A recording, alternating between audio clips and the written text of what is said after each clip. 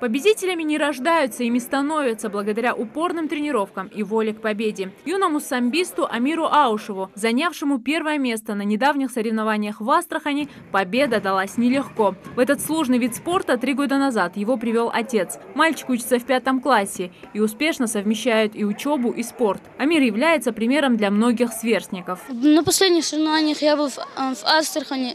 Весовая категория у меня была 38 килограмм.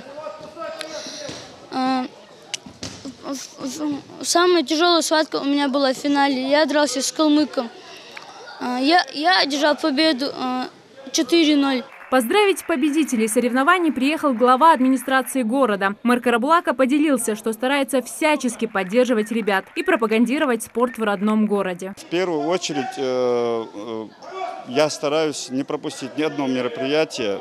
Каждого ребенка, который победил или занял какое-то призовое место, мы всегда обязательно, как минимум, даем ему грамоту, вывешиваем баннеры с ребятами этими. Говоря о достижениях своих подопечных, тренер Ибрагим Чехкиев эмоций не скрывает. Он считает, что молодые спортсмены достигли хороших результатов. Даже любители знают, что слабым медали не даются. Но помимо постоянной работы над собой, каждому самбисту необходимо запастись удачей. Наши ребята выезжали и по дзюдо, и по самбо, город Астрахань. Оттуда 7 медалей привезли.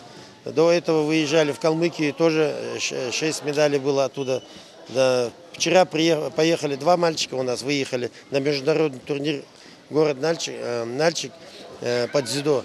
Сильный турнир был, наш мальчик 3-е место занял, медаль привез, очень отрадно. Еще одну золотую медаль привез из Астрахани наш юный спортсмен Беслан Кациев, который выступал в весовой категории до 55 килограмм. Астрахань на соревнованиях по самбо и занял там 1-е место. Самая тяжелая схватка была в полуфинале. Я обыграл его 8-0. Также вчера Беслан Кациев выступил на международном турнире по дзюдо в Нальчике и вновь вернулся с медалью. Кациев Беслан показал очень хорошую борьбу. Выход в финал, дополнительное время только уступил борцу из Армении.